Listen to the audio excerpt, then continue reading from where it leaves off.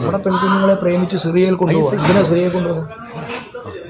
60 പേരുടെയൊക്കെ ഭാര്യയായിട്ടാണ് ഒരു പെൺകുഞ്ഞിനെ ഉപയോഗിക്കുന്നത്. തീവ്രവാദികളാണ്. നിങ്ങൾ തീവ്രവാദികൾക്ക് എണ്ണം കൂട്ടാൻ പ്രസവിച്ച് കൂട്ടുകയാണ്. അതിന് നമ്മുടെ കുഞ്ഞുങ്ങളെ കൊണ്ടുപോകും. ഇതാരാ തടയേണ്ടത്? നമ്മുടെ സർക്കാർ എന്തെങ്കിലും ചെയ്യുന്നുണ്ടോ? പറഞ്ഞാൽ പറയും മതേതരത്വം. നമ്മുടെ ഈ സർക്കാർ ഒരു കുന്തവും ചെയ്യുന്നില്ല. നമ്മുടെ നാട്ടിൽ നമ്മുടെ ഭാരതത്തിലെ മക്കളായ നമ്മുടെ പ്രിയപ്പെട്ട പെങ്ങന്മാർ ഇവിടുന്ന് സിറിയയിലേക്ക് ലൈംഗിക അടിമകൾ ആലോചിക്കേ. 60 പേർക്കൊക്കെ ഒരു സ്ത്രീ നമ്മുടെ ഭാരതത്തിൽ പെണ്ണുങ്ങളെ കൊണ്ടുപോയിട്ട് ലൈംഗിക അടിമകളാക്കി വെക്കുകയാണ്. ഒന്ന് ആലോചിച്ച് നോക്കി, നമുക്ക് ചിന്തിക്കാൻ കഴിയുന്നുണ്ടോ? പടച്ചോനെ, അവിടെയൊക്കെ പെണ്ണുങ്ങളുണ്ടെങ്കിലും അവർക്ക് ഈ ഭാരതത്തിലെ പെണ്ണുങ്ങൾ ഇത്ര താല്പര്യം എന്താണെന്ന് ആലോചിക്കുകയാണ്. പാവപ്പെട്ട നമ്മുടെ സഹോദരിമാരോട്. സിറിയയിലെങ്ങും പെണ്ണില്ല, മൊറോക്കയിലൊന്നും പെണ്ണില്ല, ഭാരതത്തിൽ വന്നവർ പെണ്ണിനെ കണ്ട്. അപ്പോൾ വയനാടൻ മഞ്ഞൾ പോലൊരു സുന്ദരി പെണ്ണ്, വയനാടൻ മഞ്ഞൾ പോലൊരു സുന്ദരി പെണ്ണ്.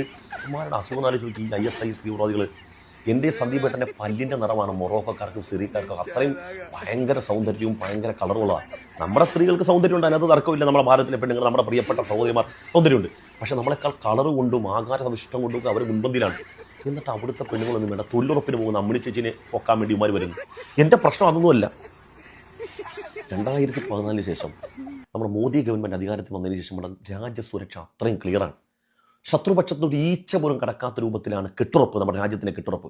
കാരണം മുമ്പൊന്നും ഭരിക്കുന്നവരെക്കാളിൽ നിന്ന് വ്യതിരിക്തമായി രാജ്യവികാരം, ദേശവികാരം, രാജ്യമെന്നുള്ള താല്പര്യം, രാജ്യസ്നേഹം എന്നുള്ളത് മാത്രം മുൻഗണന കൊടുത്തുകൊണ്ട് ഭരിക്കുന്ന ഒരു പ്രധാനമന്ത്രിയും അവിടെ ഒരു ഭരണ സംവിധാനവുമാണ് നമ്മുടെ BJP സർക്കാരിനുള്ളത്.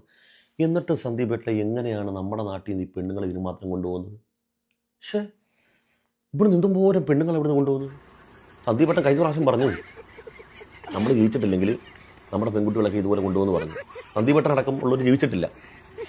എന്നിട്ട് ഇവിടുന്ന് എത്ര പെൺകുട്ടികളെ കൊണ്ടുപോയി ലൈംഗിക അടിമകളാക്കാൻ വേണ്ടി? എന്നാലും ഒന്ന് ആലോചിച്ച് നോക്കി, ഇവന്മാരുടെ ധൈര്യം ഒന്ന് ആലോചിച്ച് നോക്കി. മോദി സർക്കാർ ഭരിക്കുമ്പോൾ നമ്മുടെ രാജ്യത്ത് നിന്ന് നമ്മുടെ അമ്മിണി ചേച്ചിയെയും നമ്മുടെ ധന്യ ചേച്ചീനെയും ചെറിയ പെൺപിള്ളാരെയൊക്കെ ഇവന്മാർ ലൈംഗിക അടിമകളാക്കാൻ വേണ്ടി ഇവിടുന്ന് യഥേഷ്ടം കൊണ്ടുപോകണമെങ്കിൽ അപ്പം നമ്മുടെ ഭരണ സംവിധാനങ്ങൾ, നമ്മുടെ സുരക്ഷാ സംവിധാനങ്ങളുടെ ഒരു പരാജയം ആലോചിച്ച് നോക്കി. തൂക്കി തൂക്കി ചുവന്ന കരങ്ങളോടെ തൂക്കി തൂക്കി ചുവന്ന കരങ്ങളോടെ തൂക്കി ചുവന്ന കരങ്ങളോടെ. സന്ദീപേട്ട പറയേണ്ടിയില്ലാരും തോന്നുന്നുണ്ടല്ലേ? കുഴപ്പമില്ല, ഇപ്പൊ പറഞ്ഞതല്ലേ, ഇനി പറയരുത് നാം. ഓക്കെ, ഇത് നമ്മൾ തന്നെ നമ്മുടെ അതിന് കെണി വെക്കുന്ന പോലെ ആയിപ്പോ. ഓക്കെ.